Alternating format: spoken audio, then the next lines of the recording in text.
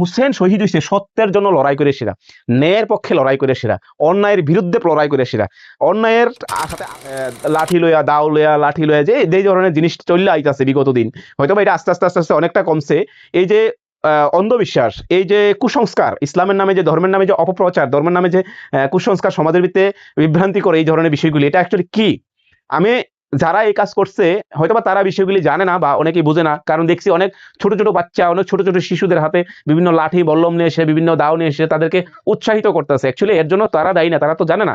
কারণ তাদের হাতে আজকে যদি তাদের হাতে দরকার ছিল কলম, তাদের হাতে দরকার আসলো আধুনিক প্রযুক্তিগত উন্নত করা, শিক্ষা করা, সমাজের দায়িত্ব দেওয়া, বোঝানো তাদের সমাজের প্রতি দায়িত্ব কতটুকু, কর্তব্য কতটুকু, সেই বিষয়গুলি বোঝানোর দরকার আসলো। কিন্তু এটা দুর্ভাগ্যবশত তাদের কাছে সেই বিষয় নাই। আজকে যারা এই এই যে লাঠা চোটা নিয়ে সেটা উদ্দাম নাচানাচি করে বা ফালাফাল্লি করে, হ্যাঁ, অনেকে নেশাগ্রস্তদের মতন, আমি জানি না তারা নেশা করছে কিনা, হয়তো বা সন্দেহ লাগে, সবাই যেটা কয়। তো আজকে এই বিষয় নিয়ে একটা এই যে মহরম যে পালন করে মুসলমান, মহরম পালন করে, এটা কি উদ্দেশ্য কি? আমরা দেখেন, আমি সবার উদ্দেশ্য করি যে আমরা যারা মানি, আমরা যারা মুসলমান ধর্মে বিশ্বাস করি, আমরা যারা ইসলাম ধর্মে বিশ্বাস করি, আমরা বিশ্বাস করি যে আমি সংক্ষেপে কইতাছি, হযরত মুহাম্মদ সাল্লাল্লাহু আলাইহি ওয়াসাল্লাম আমাদের যে নবী, মানে the last Messenger, last Messenger prophet হযরত মুহাম্মদ সাল্লাল্লাহু আলাইহি ওয়াসাল্লাম, যে আল্লাহর প্রেরিত রাসূল হযরত মুহাম্মদ সাল্লাল্লাহু আলাইহি ওয়াসাল্লামের ওনার যে প্রথম স্ত্রী আসলো মা খাদিজা, মানে উনি প্রথম ওনার যাকে বিবাহ করেন মা খাদিজা, খাদিজার ঘরে, জন্ম নেয় উনার মেয়ে ফাতেমা, ঠিক আছে, ফাতেমা রাদিয়াল্লাহু তাআলা আনহা। তারপরে উনার মেয়ের যখন সন্তান হয়েছে হুসেন এবং হাসান, হুসেন এবং হাসান, কারণ মেয়ে ছেলে মেয়ে নাতিনদের নাতিনদের আর কি, নাতিরা যারা আছে তাদের খুব আদর করে, খুব আদর করে অসংখ্য ভালোবাসতেন হুসেন এবং হাসানকে। এবং যখন ওনারা বড় হয়েছে, আচ্ছা যাক, হুসেন হাসান যখন বড় হয়েছে, হাসানকে তো এর আগে ইয়াজিদ, মানে ইরান আসলো, এদিকে মনে করেন এদিকে মক্কা সৌদি আরব, মক্কা, এদিকে ইরান আসলো, ঠিক আছে, এদিকে ইরান আসলো, ইরানের মনে করেন কিছু পার্ট আছে, এদিকে কারবালা, এদিকে কুফা, ঠিক আছে, এইভাবে তখনকার তার উন্নত ব্যবস্থা ছিল না, এইভাবে যাইতো, ঠিক আছে। আমি শর্টকাটে হিস্টোরি কইতাছি, তখন আপনারা কইবেন যে এটা কি আসলে চিল্লা পাল্লা নাচানাচি করে সেটা কি উদযাপন করার জিনিস না কি করার জিনিস? আমি কইতাছি হযরত মুহাম্মদ সাল্লাল্লাহু আলাইহি সাল্লাম যখন ওনার যে নাতিন আসলো হুসেন এবং হাসান, হ্যাঁ, হাসানকে তো আগেই এই যে ইরানের যে তৎকালীন রাজা আসলো, তৎকালীন যে শাসক, উনি কিন্তু মুসলমান আসলেন, উনিও মুসলমান আসলেন। উনার ছেলে, তৎকালীন সময়ে তো রাজার ছেলে রাজা হইতো, এটা তখনও যেমন ভারতবর্ষের ভিতরে রাজনৈতিক বেবন হয় না, মন্ত্রীর ছেলে মন্ত্রী হইতেছে, সেটা তো এখন বর্তমানে সেটা।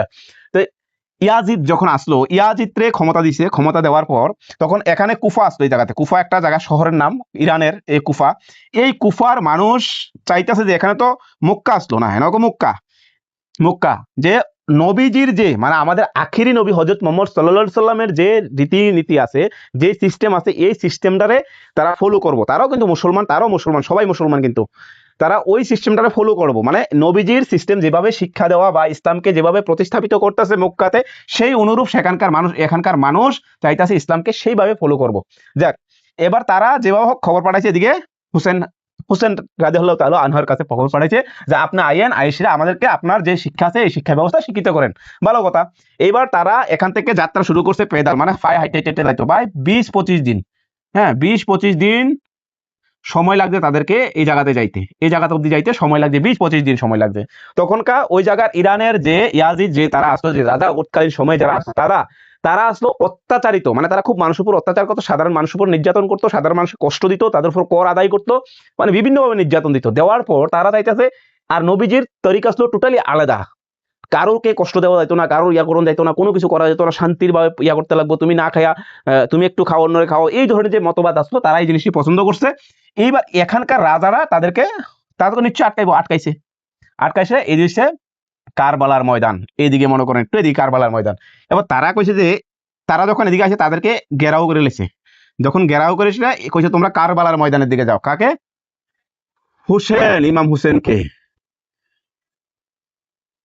ইমাম হুসেনকে কইছে, উনাকে এবং ওনার পরিবারের আরো অন্যান্য তাদের সঙ্গী সাথী আছে তাদেরকে হচ্ছে কারবালার ময়দানে যাও।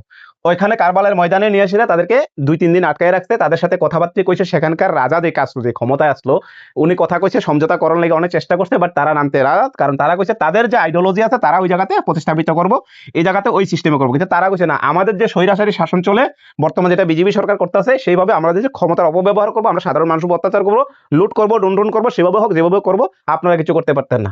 তখনকার মহরমের 10 তারিখ, মহরমের 10 তারিখ হিজরি 61, 61 হিজরি 60 হিজরি, মহরমের 10 তারিখ যুদ্ধ ঘোষণা হয়। একের পর এক ইমাম হুসেনের লগে যতজন সৈনিক আসলো প্রায় 70 জনের মতন, তারা সবাই শহীদ হয়েছে। তার সাথে ইমাম হুসেনও ওই জায়গাতে ইয়াজিদের হাতে শহীদ হয়েছে। ঠিক আছে, কত তারিখ হয়েছে? 10 তারিখ হয়েছে। বুঝছেন? স্পষ্ট কথা সবার জন্য এটা।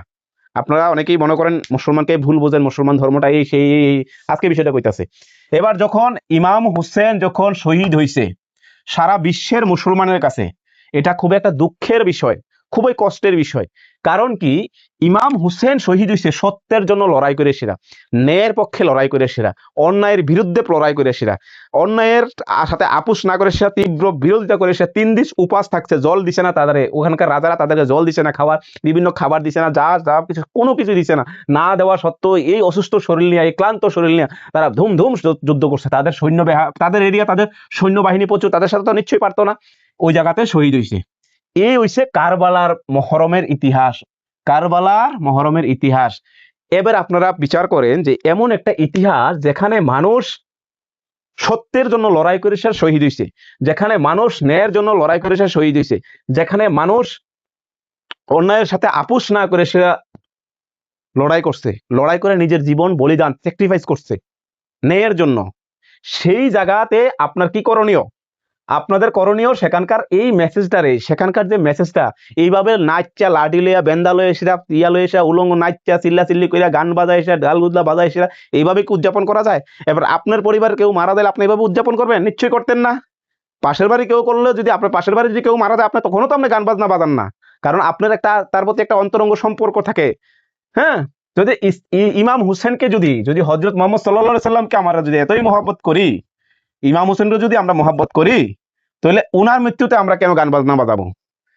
তাহলে ইমাম হুসেনকে যদি আমরা আদর্শ মানি, তাহলে উনার মৃত্যুতে আমরা কেন গান বাজনা ডিজে বাজায় সেটা মধ্য অবস্থায় যায়, সেটা নেশাগ্রস্ত অবস্থায় যায়, সে আমরা উদযাপন করবো? কুশনগুলি আয় না। তো এই যে সব ইসলামকে বদনাম করার জন্য একটা চক্র চলতেছে, এটা আদিম কাল থেকে চলতেছে, এখনো চলতেছে, ভবিষ্যতেও চলবো। হ্যাঁ, তবে যুগের বিবর্তনের কারণে মানুষ যখন জানতে আছে, বুঝতে আছে, শিখতে আছে, কারণ মানুষের হাতে এখন সবার হাতে হাতে মোবাইল আছে, টেকনোলজির যুগ, সবকিছু বোঝা যায়, জানা যায়, এই বিষয়গুলি মানুষ আস্তে আস্তে অ্যাভয়েড করতেছে। তাহলে এবার প্রশ্ন হইল কিতা, এই যে মহরমের দিনে আমরা কি কারণে তারা নাচানাচি করে? এবার যারা অন্য ধর্মের আছে তাদের কাছে একটা গুড মেসেজ বুঝান যে অ্যাকচুয়ালি কিভাবে করা যায় না যায়।